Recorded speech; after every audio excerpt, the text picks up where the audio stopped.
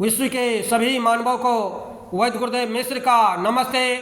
Life style and world peace YouTube channel में आते हैं, इसके लिए ढेर सारी साधुवाद, बहुत सारी बधाइयाँ। Life style and world peace YouTube channel में आते ही आप लाइक करें, सब्सक्राइब करें, बेल आइकन बटन को दबाते हैं, कमेंट में अपना विचार लिखें, मोबाइल नंबर छोड़ें, अपने कंट्री का नाम लिखें। अगर आप पुण्य के भागी बनना चाहते हैं तो आप सब्सक्राइब के साथ साथ शेयर जरूर करें। हमारा संपर्क नंबर है 94 71 26 98 82। अकस्मात देता शोक है हृदय रोग भाग 7 पर हम आज चर्चा करेंगे। हृदय रोग और योग। आज के इस स्वास्थ्य संक्रमण काल में जबकि सारा प्रवाह कृत्रिम हो गया है, अनेक वैज्ञानिकों की प्रगतिशील चिंतन धारा योग की ओर उठी है। आदिकालीन भारतीय आत्मविज्ञानों ने योग को समृद्ध विज्ञान के रूप में विकसित किया था। आने वाली सदी में भी योग महाविज्ञान के रूप में प्रतिष्ठित होने जा रहा है। आज मेडिकल कॉलेज में भी योग की क्रियाएं करवाई जाती है। शरीर, मन तथा आत्मा के तल पर कार्य करने वाले शरीर, मन एवं आत्मा असम्यक तत्व की स्थिति में हृदय रोग की जनक कहलाते हैं। हृदय रोग में हृदय को अत्यधिक विश्राम की आवश्यकता होती है ताकि वह पुनर्जीवन प्राप्त कर सके, परंतु हृदय रोगियों के लिए अंग संचालन भी आवश्यक है। इस दृष्टि से योगाभ्यास उपयोगी पाया गया है। योगाभ्यास कोई भी कर सकता है, विधियाँ सहज व सरल है। इसका प्रभाव शरीर की एक एक कोशिका पर पड़ता है। रक्त वाहिनियाँ तथा स्नायुआँ लचीले होते हैं। स्नायु, मांसपेशियाँ तथा अंतःस्रावी ग्रंथियाँ पर नियंत्रण होता है। दूसरे साधनों पर निर्भर नहीं रहना पड़ता। अन्य व्यायामों में शारीरिक शक्ति का खपत ज़्यादा होती है। एक व्यक्ति विश्राम की स्थिति में 0.9 से 1 कैलोरी प्रति मिनट प्रति शक्ति खर्च करते हैं।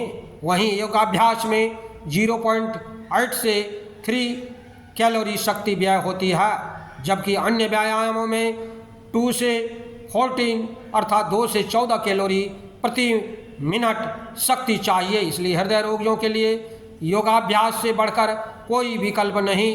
हृदय रोग एवं उच्च रक्तचाप में ये यौगिक क्रियाएं उपयोगी पाई गई है।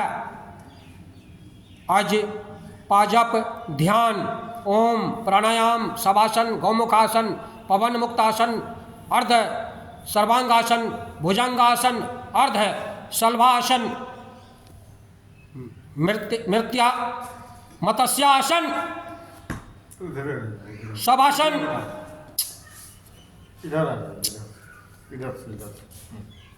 अजपा जप किसी सहज आसन में बैठ जाए अथवा लेट जाए। कोई गुरु मंत्र, राम, ओम, अन्य कोई शक एक आवाज़ को ओम ओम ओम बिना अंतराल लिए कम से कम 10 मिनट ओम का जाप करें। समग्र शक्ति, ध्यान, चेतना ओम की ध्वनि पर रहे। जप के साथ महसूस करें कि ओम की प्रतिध्वनि ब्रह्मांड कॉस्मस से टकराकर वापस आप पर बरस रही है तथा आपको प्लवित कर रही है। सारी शक्ति लगा दें। 5 मिनट बाद सिर्फ होठों द्वारा ओम का जाप करें। समग्र मन जाप करें, ध्यान रहे। सारे योग्य करने के पश्चात शवासन में 30 मिनट लेट जाएं तो हार्ट की हृदय रोगी बहुत तीव्र में सुधार हो जाता है। बिना अंतरकाल के जाप चलता रहे। फिर 5 मिनट पूर्ण मौन, शांत, शिथिल, शून्य हो जाए। देखें, अंतर्मुखी हो करके अंतर्जात तथा बाह्य जगत में निरंतर ओम का जाप शाश्वत नाद चल रहा है। शरीर का रोम रोम, सारा अंतरिक्ष ओम के शाश्वत नाद से निनादित हो रहा है। कल्पना न करें, बस शांत शून्य होकर सुने। अनहद नाद चल रही है, इसका सदैव ध्यान रखें। आप देव हैं, आपके अंदर में देवात्मा का वास करता है। आप दो का उच्चारण करते हैं दे का तो सांस आप ले रहे हैं, और व का उच्चारण करते हैं तो आप सांस छोड़ रहे हैं। अर्थात हम एक दूसरे को जब भी देखें देव का स्वरूप देखें, एक दूसरे को नमन करें, प्रणाम करें हाथ जोड़ करके, तो जय देवात्मा जरूर कहें। इससे हमारे अंदर में देवत्व की भावना होती है और हम देवता के तुल्य बन जाते हैं।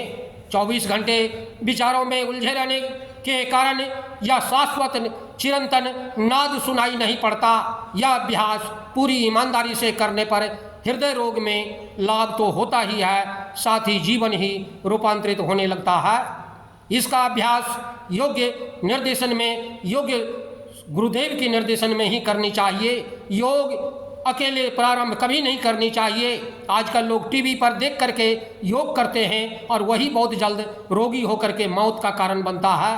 कभी भी बिना योग्य चिकित्सक की देखरेख में, योग्य गुरु की देखरेख में योग नहीं करें। जब भी करें उनके देखरेख में ही योग करें, अकेला कभी नहीं करें।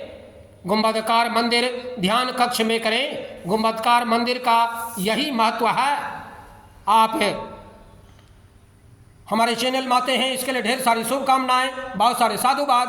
आप अगर पुण्य के भागी बनना चाहते हैं तो आप सब्सक्राइब के साथ साथ शेयर जरूर करें। धन्यवाद, नमस्कार।